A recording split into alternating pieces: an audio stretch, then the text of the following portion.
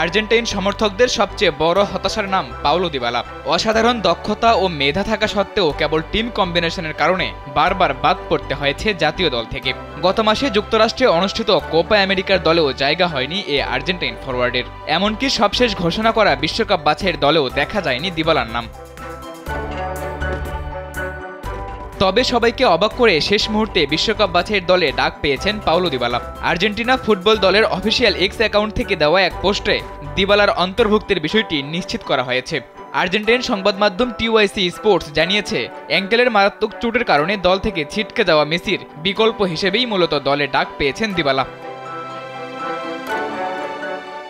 ওয়ালটন ফ্যানের aerodynamic blade ঘরের কোনায় কোনায় ঠান্ডা বাতাস ছড়িয়ে হাওয়া বদলে নেয়। পাশাপাশি সৌদি আরবের ক্লাব আল কাদসিহর বড় অঙ্কের প্রস্তাব ফিরিয়ে দিয়ে রোমায় থেকে যাওয়ায় দিবালার দলে ফেরার রাস্তাকে সহজ করেছে বলে জানায় টিওয়াইসি। দিবালা নিজেও সৌদি আরবে না যাওয়ার সিদ্ধান্তের পেছনে জাতীয় দলে ফেরার বিষয়টিকে বিবেচনায় রাখার কথা বলেছেন। সম্প্রতি সাংবাদিকদের সঙ্গে আলাপে সৌদি আরবের প্রস্তাব ফিরিয়ে দেওয়া নিয়ে দিবালা বলেন, সবাই অর্থের দিকে তাকাই, কিন্তু আমি সিদ্ধান্ত নেওয়ার ক্ষেত্রে অনেক কিছু বিবেচনা করেছি। আমার পরিবার, স্ত্রী, শহর, দল এবং জাতীয় দলে ফেরার আকাঙ্ক্ষা সামনে রেখেছি।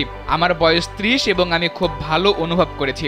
চোট নিয়ে আমি অনেক সমালোচনা শুনেছি, কিন্তু আমি নিজের খেয়াল রাখার জন্য প্রতিদিন অনেক পরিশ্রম করি এবং যতটা সম্ভব সেরাটা দেওয়ার চেষ্টা করি। এর আগে গত 19 আগস্ট মেসিকে ছাড়া আর্জেন্টিনার বিশ্বকাপ বাছাইয়ের দল ঘোষণা করেন স্কালোনি। 28 সদস্যের সেই দলের নতুন মুখ ছিলেন দুজন, ভালেন্তিন কাস্তিয়ানোস ও মাতিয়াস সুলে।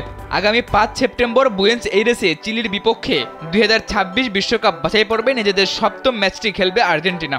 4 দিন পর কলম্বিয়ার মাটিতে স্বাগতিকদের বিপক্ষে খেলবে বিশ্ব চ্যাম্পিয়নরা। সাদাতুর রাফি, কালবেলা।